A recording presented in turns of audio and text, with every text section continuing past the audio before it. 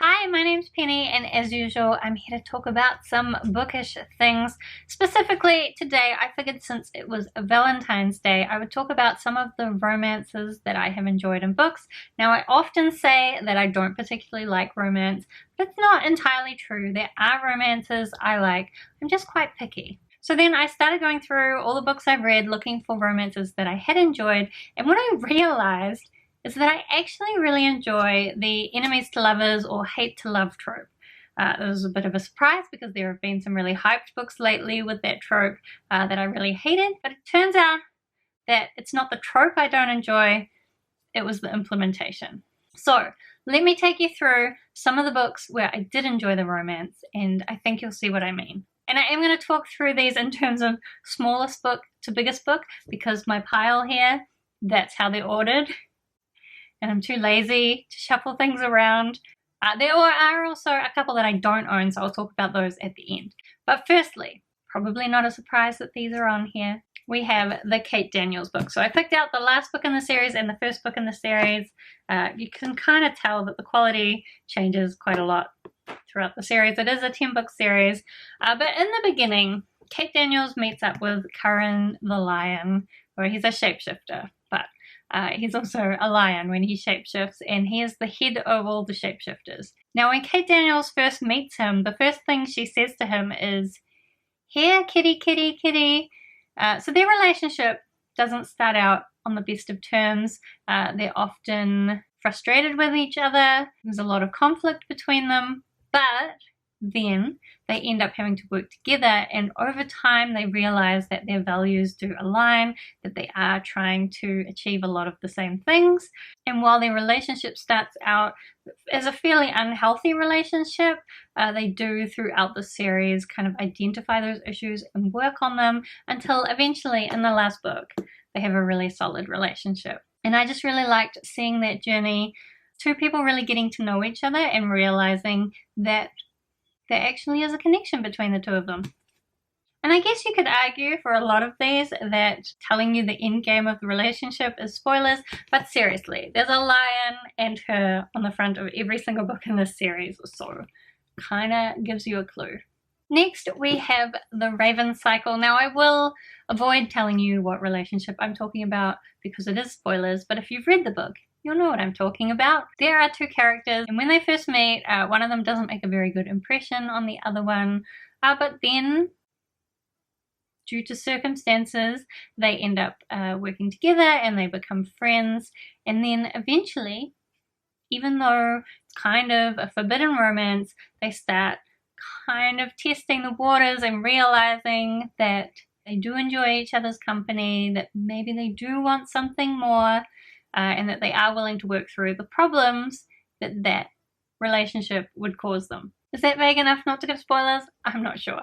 But I enjoyed that it pretty much took us all the 4-book series in order to get this one together. Okay, so now we will touch on an older book series. This is a 7-book series.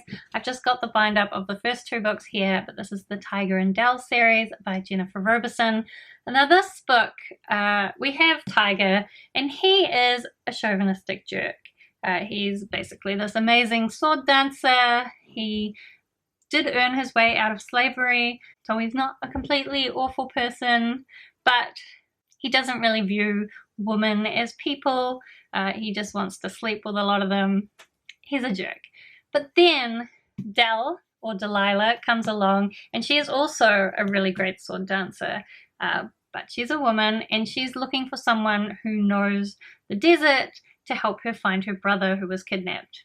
And Dell really challenges Tiger's worldview. Like in the beginning, they have just such different ways of looking at things. He doesn't understand why a woman would be a sword dancer. That's not even a thing that happens in the area where he lives. He really doesn't understand why she doesn't want to sleep with him. He's still a complete jerk. But slowly throughout the series, Dell really works on him and helps him to see that women are people, really makes him respect her, and also throughout the series he does also learn to respect women of all different types, not just like tough sword fighting ladies. And so when eventually they do come to this relationship, they come to it as equals, even though they've both learnt a lot from each other, because Del does learn also from Tiger that she doesn't need to do everything herself. And I think I just really enjoy characters who learn a lot throughout their story, and this is definitely one of those.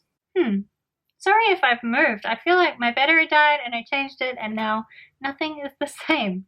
Anyway, I have one more book here. It's the biggest one. It's really heavy, and that is the Buffy the Vampire series. It's kind of representative of all the comic books as well as the TV show, because the relationship that I'm going to talk about does start in the TV show. I think not until one of the later seasons. So, again, spoilers, but I feel like if you haven't watched Buffy by now, you're probably not going to, and also, you've probably already been spoiled. So, one of the relationships that begins in the TV show and continues throughout the comic books is Buffy's relationship with Spike the vampire. He is definitely an enemy for most of the TV show. He terrorizes Buffy and her family, tries to kill them multiple times. He's a big scary vampire. But then he gets a chip put in his head, which basically means whenever he tries to hurt a human, he is subjected to immense pain, so he can no longer hurt people. And because of that, he starts building this friendship with Buffy, and especially with Buffy's sister Dawn, until eventually we get to the point where Spike actually goes out and gets back his soul just so that he can be good enough for Buffy. Honestly, I love Spike and Buffy. I mean, he's the bad guy. He's also pretty cool. Like, Spike's look is the look I'm into. But eventually, he becomes a really good partner to Buffy. She's able to rely on him to take care of Dawn, and they end up really caring for each other, even though Buffy changes her relationships all the time throughout the series, so they're not always together, but I am definitely Team Spike. So I guess that shows that I like the bad boy who eventually ends up changing his ways when he starts working with the badass female lead. Okay, so then I do have a couple more books on my list that I wanted to talk about. The first one that I'll just mention briefly is the True Blood, Sookie Stackhouse, Southern Vampire Mysteries, whatever the series is actually called, the Sookie Stackhouse series. These are just really kind of light paranormal romances. It's best not to take them too seriously. Sookie is a very strange character. However, there is a vampire introduced called Eric, and in the beginning he is kind of a bad guy, definitely the perpetrator of some bad shit, and a suspect in more. And I'll admit, I'm not sure if I just liked him because I liked what happened in the books with him getting together with Sookie eventually, or if it's just because I really like Alexander Skarsgård because he is a very attractive man. But regardless, I think he made her story a lot more interesting, and as well I do think that they work together a lot more than any of the other people that she got together with throughout the series. It's maybe not true. In the book series, Quinn, who I'm not really sure was in the TV show, but I did think Quinn was quite a good option for her, but that didn't work out. Of course, she doesn't end up with Eric either, spoilers, but I'm just going to pretend that she did, because I like those bad boy vampires.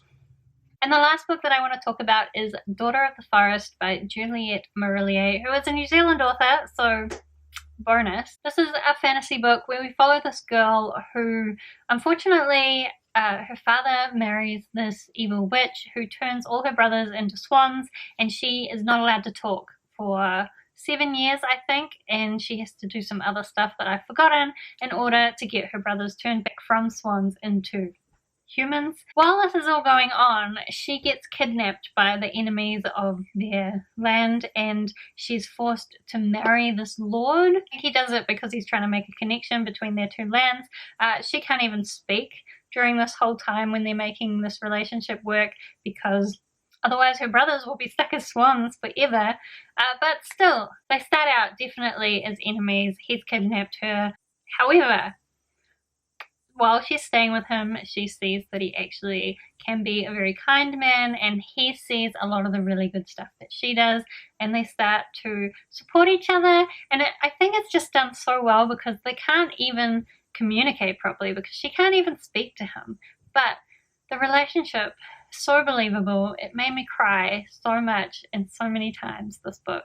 I really need to continue the series because so far I've only read the first book in the series, but this is definitely an example of a relationship that I really could get in behind and I really enjoyed reading about. Maybe it's just that I enjoy seeing relationships overcome what seem like impossible obstacles. Maybe I just like seeing people struggle. That's not very nice, is it? Anyway, those are all the romances that I like in books.